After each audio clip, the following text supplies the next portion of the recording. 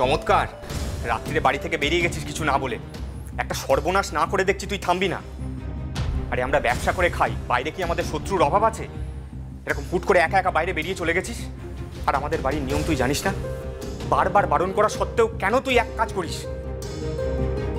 মেয়ে মানুষের এত বাড়াবাড়ি কিন্তু ভালো না রানী। সৈকত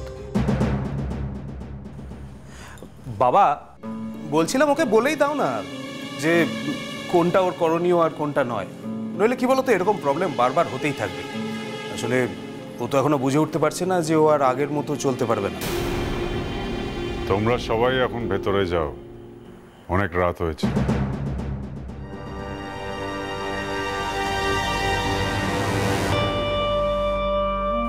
ওর সাথে যা কথা বলার আমি বলে নেব।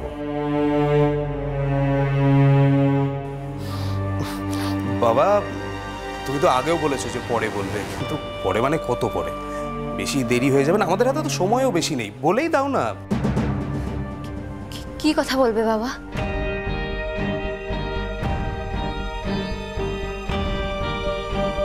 তোমাদেরকে আমি আগেই বলেছিলাম যে মামুনি ফিরলে ওর সাথে আমি আলাদাভাবে কথা বলবো। কি বলিনি? ও বাবা, কি বলবে বলছো? আগে আগে আমি বলি। আই এম রিয়েলি সরি বাবা, খুব খুব খুব খুব সরি তোমাকে বলে বেরোয়নি বলে। আসলে এমন সময় ফোনটা এলো না, তোমাকে বললে তুমি বেরোতে মানা করতে, তাই আর ভয় বলিনি। আর বিশ্বাস করো, ওখানে যাওয়া আমার খুব ইম্পর্টেন্ট ছিল। নইলে তুমিই বলো, তোমাকে না বলে কোনোদিনও কিছু করেছি আমি? জানো বাবা, কত মানুষ আহত হয়েছে, বাচ্চাও আছে।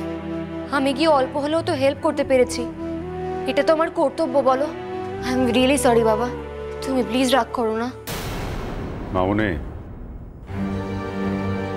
আমি তোমাকে যে কথাগুলো বলবো সেগুলো মন দিয়ে শোনো। এরকম গম্ভীরভাবে কেন বলছো বাবা? কি কথা? সবাই এত টেনসড। তুমি আমায় কলকাতায় পাঠাবে বলেছিলে, পাঠাবে না? এরকম করো না বাবা, প্লিজ। আগে বাবা যেটা বলছে সেটা শোন। ও বাবা, বাবা তুমি আমায় কলকাতায় পাঠাবে বলেছিলে, তাই আমি সব ভালো কলেজের খবর নিয়ে রেখেছি। আমি জয়েন দেব, মেডিকেলে চান্স পেলে ডাক্তারি পড়ব। আমার অনেক দিনের স্বপ্ন বাবা, একটা ভালো ডাক্তার হওয়ার। মামুনি, কলকাতায় আমি তোমাকে পাঠাবো, তবে তবে মেডিকেল পড়তে না। কলকাতার বিখ্যাত রায় জুয়েলার্সের বাড়ির ছেলে সুবোধ রায়ের সাথে তোমার বিয়ে ফিক্স করেছি আমি।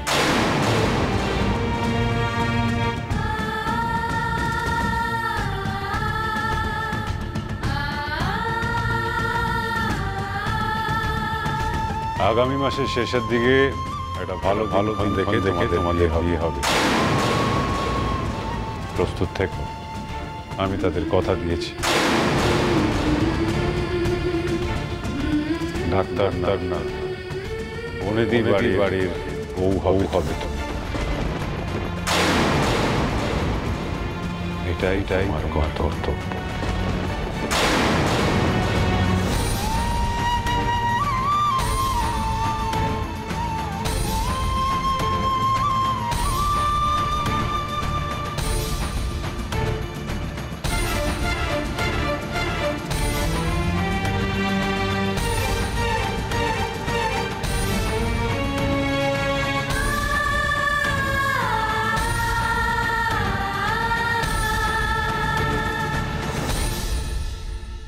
প্লিজ প্লিজ বড় বৌদি, আমাকে ছাড়ো ছাড়ো বড় বৌদি, প্লিজ আমাকে বাবার সাথে এক্ষুনি কথা বলতে হবে। প্লিজ, তুমি বুঝতে পারছো না, তোমরা কেউ বুঝতে পারছো না। সামনে আমার মেডিকেল এন্ট্রান্সের এক্সাম, সেটা বাদ দিয়ে তোমরা আমার বিয়ের কথা ভাবছো।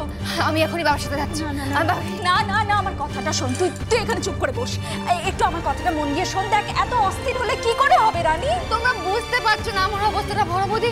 আজ সকালে আমি দেখছি কি কত কথা বললাম যেন বিয়ে নিয়ে, আর এখন আমার বাড়িতে আমার বিয়ে নিয়ে কথা হচ্ছে। না, আমি বাবাকে গিয়ে সামনে জিজ্ঞেস করব। না, আমার কথাটা একটু মন দিয়ে, লক্ষ্মী বোন আমার, একটু মন দিয়ে আমার কথাটা শোন। দেখ, এখন অনেক রাত হয়ে গেছে, বাবা ঘুমিয়ে পড়েছে।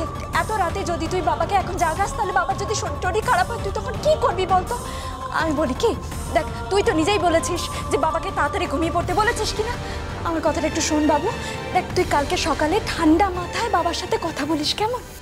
বড় বৌদি, তুমি তো আগে থেকেই সব জানতে, তাও তুমি আমাকে কিচ্ছু বললে না। আর কেউ না বুঝুক, তুমিও বুঝতে পারলে না আমার স্বপ্নটাকে। রাগ করিস না বাবু। দেখ বাবাই বারণ করেছিলেন তোকে সবকিছু জানাতে। বাবা বলেছিলেন তোকে নিজে মুখে সবটা বলবেন। আর দেখ আমরা অনেকবার ভেবেছি যে তোকে কেন কিছু জানানো হচ্ছে না, কিন্তু বাবা যদি নিজে মুখে তোকে সবটা বলতে চায় তখন আমি কি করে? আমার সাহস হয়নি রে রানী। সেই তো আমারই দোষ হয়েছিল, তোমাদের কারোর কাছ থেকে কিচ্ছু এক্সপেক্ট করা উচিত ছিল না আমার। এভাবে বলিস না বোন আমার। দেখ কথায় কিন্তু কথা বাড়ে। কলকাতার রায় জুয়েলার্সের ছেলের সাথে বাবা তোর বিয়ে ঠিক করেছে রানী। বাবা তোর কথা দিয়ে দিয়েছে, সামনের মাসেই তোর বিয়ে। আর বাবার মত বদলানো কিন্তু এত সহজ নয় রানী। আর আমার ডাক্তারি পড়ার স্বপ্নটা, সেটা ফেল না। আমি যে জেলায় ফার্স্ট হলাম সেটার কোনো দাম নেই। বাবা তাহলে কেন খুশি হচ্ছে লোকদের সামনে? কেন বলছে সে নিজের মেয়েকে নিয়ে গর্বিত? আর যদি সেটাই হতো তাহলে বাবা আমার বিয়ে নিয়ে কেন ভাবছে? রানী, কি হচ্ছে এটা? কি রাত হয়েছে, চেঁচামেচি করা বন্ধ কর। দেখ, তোর যদি সবটা বোঝার ক্ষমতা থাকতো তাহলে কি বাবা তোকে না জানিয়ে তোর বিয়ে অন্য কোথাও ঠিক করতো? সেটা শুনে তো খুব খুশি হয়েছিস, সেটাই তো স্বাভাবিক। তোমরা তো আবার মেয়েদের বেশি পড়াশোনা সহ্য করতে পারিস না। রানী, পাকামিটা একটু বেশি হয়ে যাচ্ছে না? এই কথাটা বাবাকে গিয়ে বলবো? তার আমি বাবাকে গিয়ে বলবো। না না না, কি করছোটা কি? দেখো সবে খবরটা শুনেছে তাই একটু বিচলিত হয়ে পড়েছে। এসবের মধ্যে তুমি বাবাকে জানানোর কি দরকার বলো তো? আমাকে আটকিও না, আমাকে আটকে কোনো লাভ নেই। আটকাতে হলে ওকে আটকাও। তোমার ননদকে বোঝাও, পড়াশুনো করতে হলে শ্বশুর বাড়িতে গিয়ে ওদের অনুমতি নিয়ে পড়াশুনো করবি, এ বাড়িতে নয়। তাছাড়া তোর বিয়ের আরো একটা কারণ আছে। এমনিতে ওরা ভালো ফ্যামিলি, ভালো বংশ, কিন্তু সবচেয়ে বড় কথা হলো ব্যবসায়িকভাবে এই পরিবারটা বেশ লাভজনক। এতটা লাভজনক যে ওই পরিবারের সাথে যদি তোর বিয়ে না হয় তাহলে ব্যবসায় আমাদের অনেক বড় ক্ষতি হয়ে যাবে। বুঝতে পারছিস? বুঝতে পারছিস তোর বিয়েটা কতটা গুরুত্বপূর্ণ? অনেক রাত হয়েছে, সময় নেই, যা ঘুমিয়ে পড়।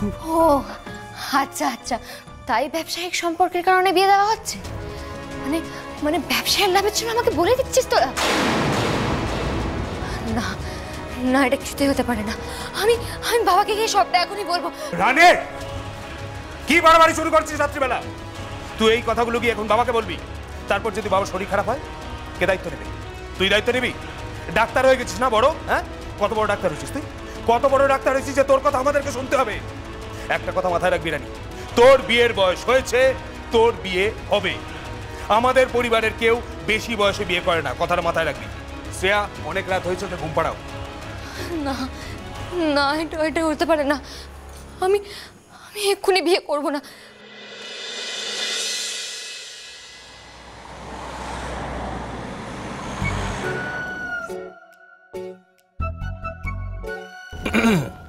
ভাই, তোর কি খুব টেনশন হচ্ছে?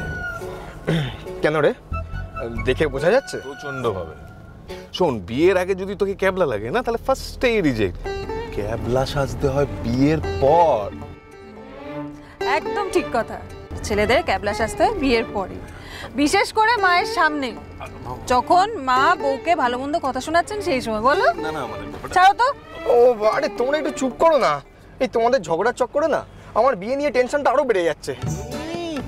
ভাই কিন্তু আমার একখাটি সরেস। হ্যাঁ, আরে বাচ্চা মেয়ে বিয়ে করতে যাচ্ছিস, নার্ভাস তো হবেই, টেনশন তো বাড়বেই।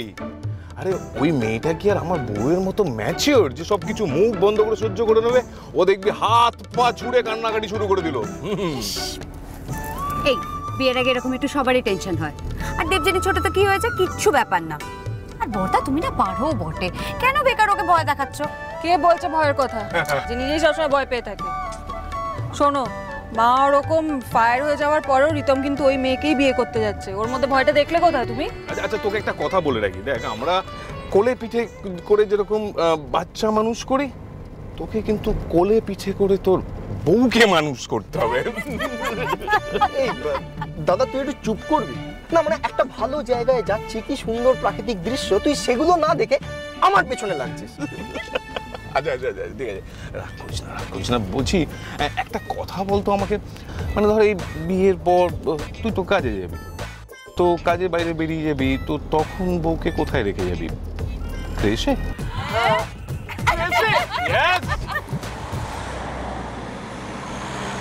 এই শুক্লা, গতকাল রাত্রে বড় বউয়ের সঙ্গে কি সব লেখালেখি করছিলে গো? কেন, তুমি জেনে কি করবে? না বলোই না, ওই রিতমের বউকে কি কি জিজ্ঞেস করবে সেটা। হ্যাঁ সেটাই। তাতে তোমার কোনো আপত্তি আছে? আপত্তি থাকলেও আমার কিচ্ছু করার নেই, আমি ঠিক জিজ্ঞেস করবই। দেখো, আগের যুগ কিন্তু আর নেই। তুমি যদি বলো একটু চুলটা খুলে দেখাও তো মা, তুমি কি রান্না করতে পারো? বলো তো শুক্তোতে কি কি ফোড়ন দেওয়া হয়, একটু হেঁটে দেখাও তো। এসব না আধুনিক মেয়েদের জিজ্ঞেস করা যাবে না, সহ্য করবে না। তাই বুঝি? একটু বাইরের খবরটাও রাখো। নিউজ দেখা মানে কি শুধু ছেলের নিউজ দেখা? এবার একটু আধুনিক হও।